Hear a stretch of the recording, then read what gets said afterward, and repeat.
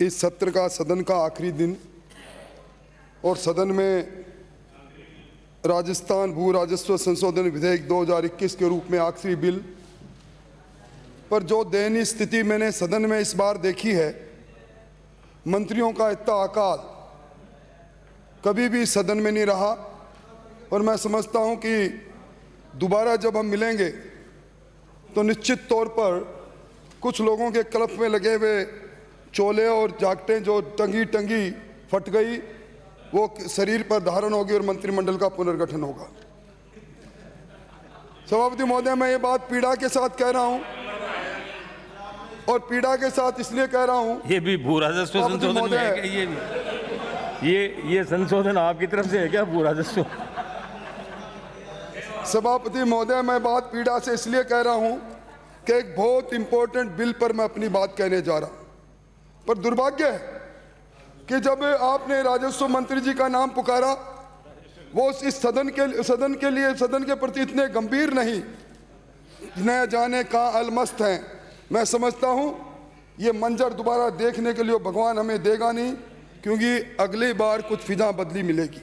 सभापति महोदय, मैं निवेदन ये कर रहा था कि जो मूल राजस्व अधिनियम में जो 1956 का है, मंत्री महोदय, जो लैंड भू राजस्व अधिनियम 1956 की धारा 98 उपधारा 1 में एक नए परंतु के माध्यम से सरकार एक संशोधन लेकर आई। ऑब्जेक्शन थोड़ी नहीं कर रहा है तो जो मूल धारा 98(2) है 1956 के भू राजस्व अधिनियम की, उसमें यह प्रावधान है सभापति महोदय कि कोई व्यक्ति कूड़ा करकट इकट्ठा करने के लिए और उसको भू राजस्व लैंड रेवेन्यू एक्ट 1956 के 98(1) के अंतर्गत जो नियम बने हुए हैं, राजस्थान भू राजस्व संग्रह गृह हेतु भू आवंटन नियम 1961, उसके अधीन किसी गांव में, किसी कस्बे में, किसी नगर में घर के कूड़ा करकट के लिए, कचरा के लिए, पशु चारक इकट्ठा करने के लिए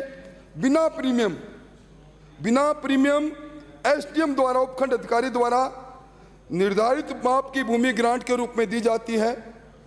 और अगर सभापति महोदय वो व्यक्ति लैंड रेवेन्यू एक्ट 1956 के सेक्शन 98(1) में निर्धारित शर्तों को और राजस्थान भू राजस्व संग्रह गृह हेतु आवंटन नियम 1961 के बने उनकी शर्तों का उल्लंघन करता है, तो वह भूमि राजस्व अधिकारी जो तहसीलदार के पद से नीचे के नहीं होगा, वो पुनर्ग्रहण कर लेगा।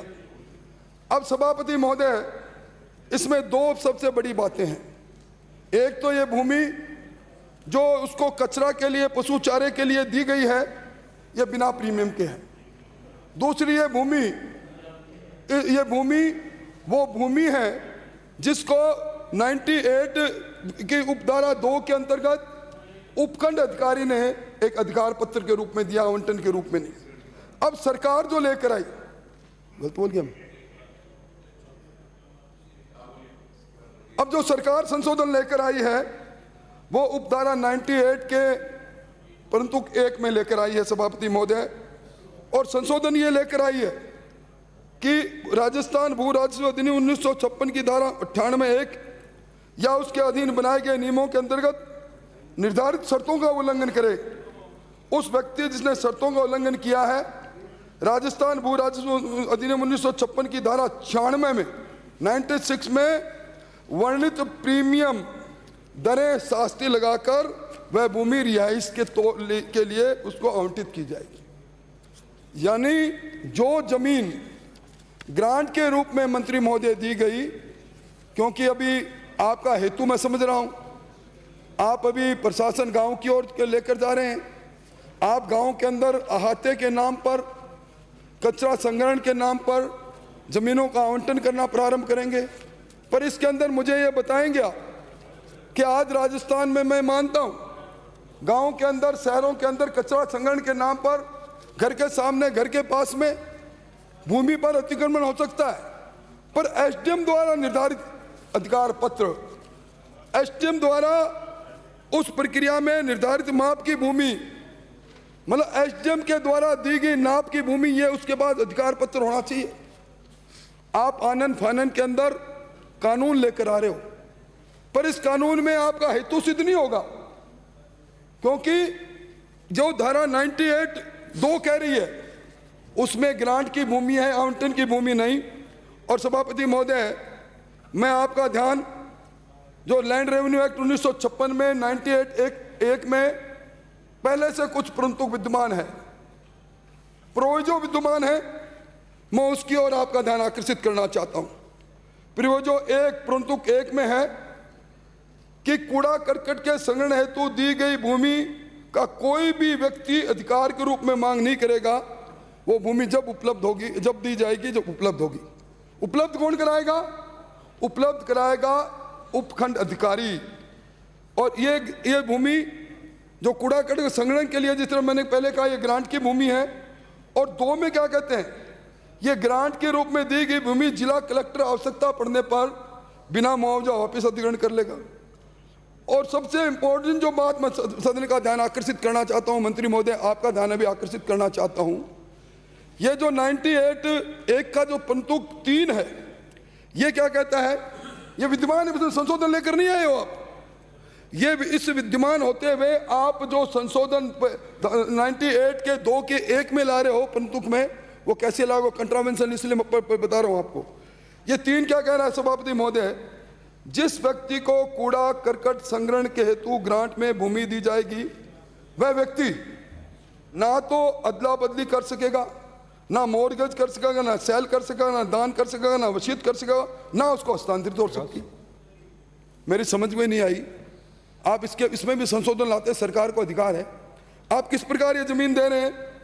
और इसलिए सभापति महोदय, मैं समझता हूं कि ये जो जमीन दी गई, जिसको कूड़ा करकट के लिए दी गई, उसमें 98 के अंदर ये जमीन दी गई, 96 में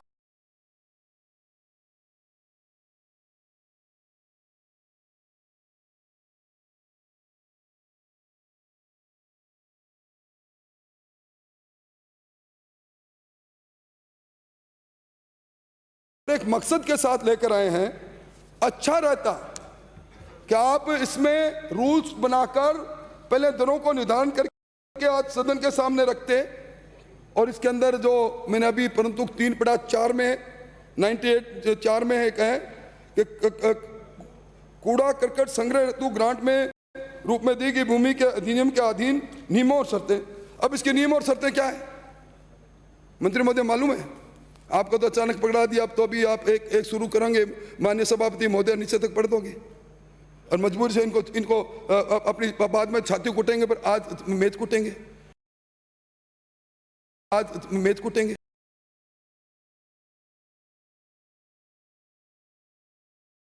नहीं आता सभापति,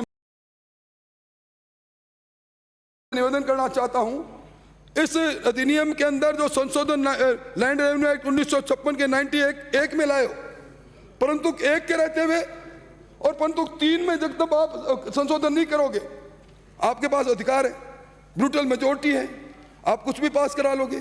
पर मैं समझता हूं विधान बनाने वाले इस सभा के अंदर बात तो साफ आनी चाहिए। और सभापति महोदय, मैं एक निवेदन और करूंगा।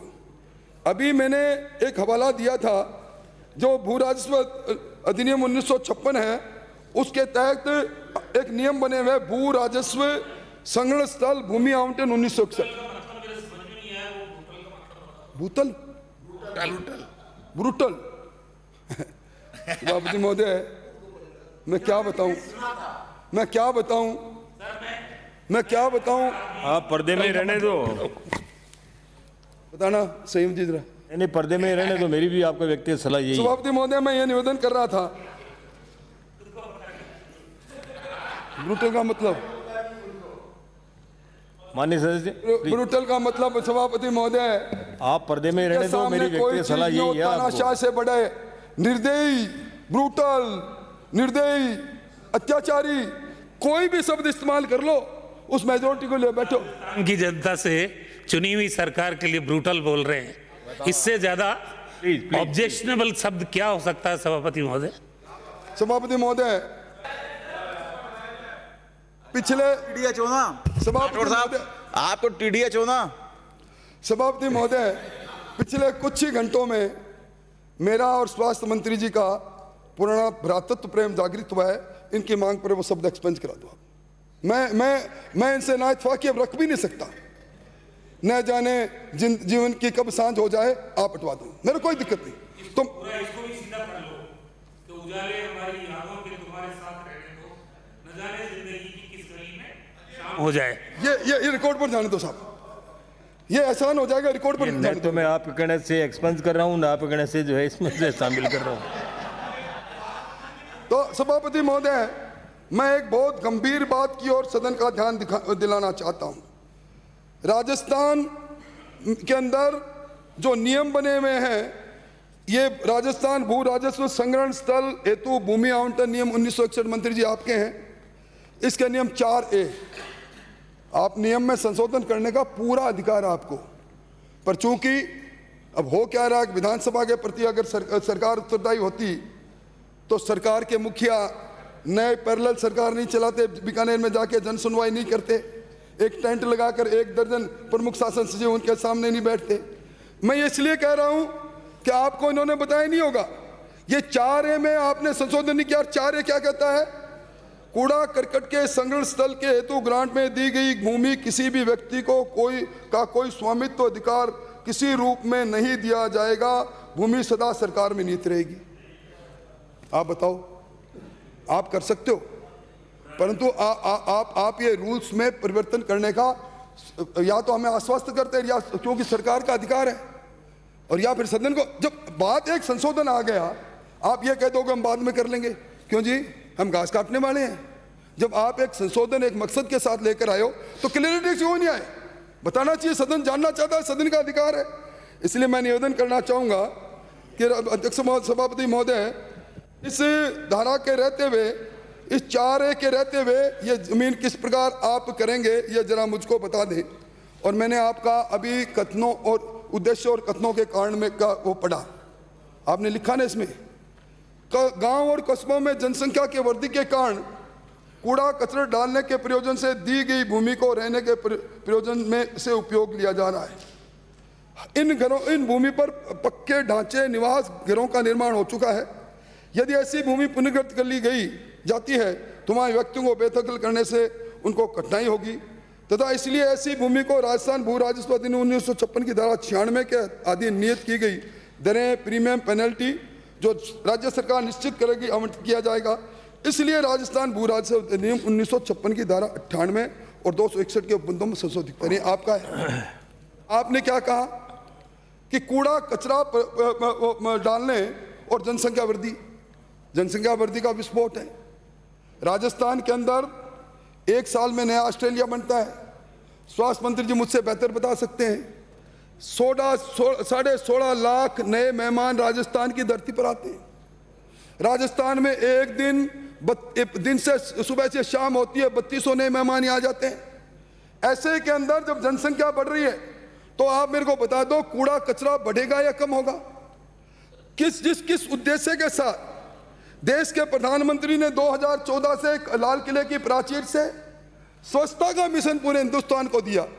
सभापति महोदय, जो लोग झाड़ू को हाथ लगाना पसंद नहीं करते थे ना, वो हीरोइन बम्बई की सड़कों पर अलग अलग भाव भंगिमा में, और हमारे यहाँ कई और हमारे साथी भी फोटो खिंचा के गौरवान्वित महसूस कर रहे थे, क्योंकि संदेश था विश्व के सबसे लोकप्रिय नेता का कि स्वच्छ भारत होगा तो भी स्वस्थ भारत होगा। आप कर क्या रहे?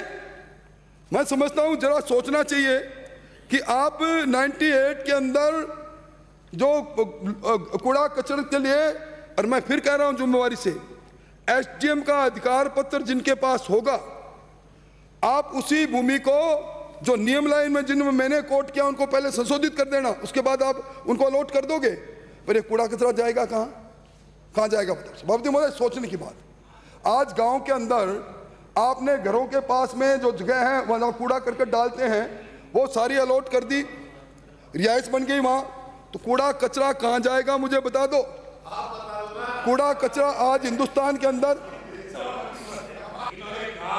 3200 रोज होते हैं और 16 लाख ये कूड़ा कचरा है, ये जाएगा कहाँ? आपने ये तो कहा। नहीं सभापति महोदय, ये जो हमारी जनसंख्या है, ये जो हमारा नौजवान है, वो हमारा असट से हमारा संसाधन है। मैं इस प्रकार की छोटी बात नहीं कह सकता, पर मैं कह रहा हूं कूड़ा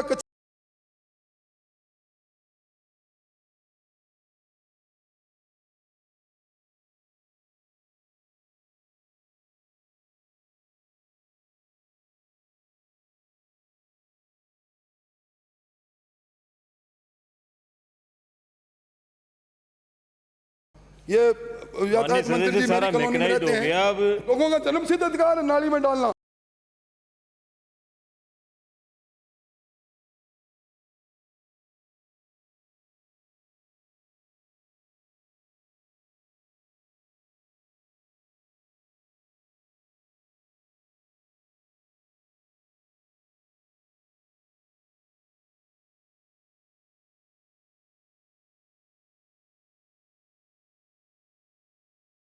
मेरे अनुशासन को मानते हो ना, मेरे पंक्चुअलिटी को मानते हो ना, आप मेरे कायल हो ना, ठीक है ना, तो फिर चुपचाप बैठो।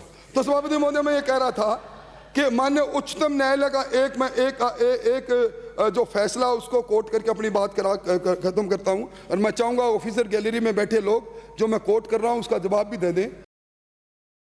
जगपाल सिंह बनाम स्टेट ऑफ पंजाब 28 जनवरी 2011 का फैसला, उसमें स्पष्ट रूप से कहा जन उपयोगार्थ के लिए रखी गई भूमि, तालाब, गांव के पशुओं के पीने का जगह, नहाने का, धोने का, कचरा संग्रहण का, अनाज का स्टोर का, पशुओं के लिए चिन्हित चारागाह, खलियान, जमीन, बच्चों की खेलने की हाट, सारी जमीनों में लिखा है इत्यादि भूमि में किसी प्रकार और इसका रूप परिवर्तित नहीं किया जाएगा। इस पर ग्राम सभा और ग्राम पंचायत को ही अधिकार, इस पर ग्राम पंचायत और ग्राम सभा का ही अधिकार रहेगा। अगर इस भूमि पर किसी ने अधिग्रहण कर लिया तो उस स्थिति में किसी अन्य उद्देश्य के काम में नहीं ली जा सकेगी। ये फैसला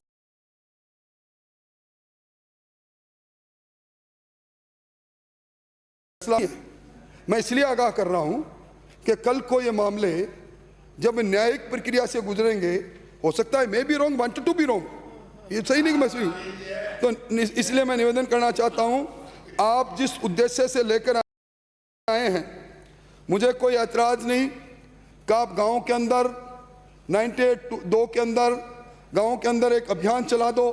अभी इन दिनों में सभापति महोदय सारे राजस्थान में जो रूटीन में पट्टे बनते हुए ना पिछले 1.5-2 महीने से होल्ड पर रखे हैं। जेडीएम देख लो, नगर निगम में देख लो, खुद के आप बीकानेर में देख लो, ग्राम पंचायत में होल्ड कर लो, क्योंकि हम अभियान चलाएंगे, जब घोषणा करेंगे देखो इतने 1000 पट्टे हमने एक दिन में बना दिए। इन थोती बातों से कुछ होनी नहीं है।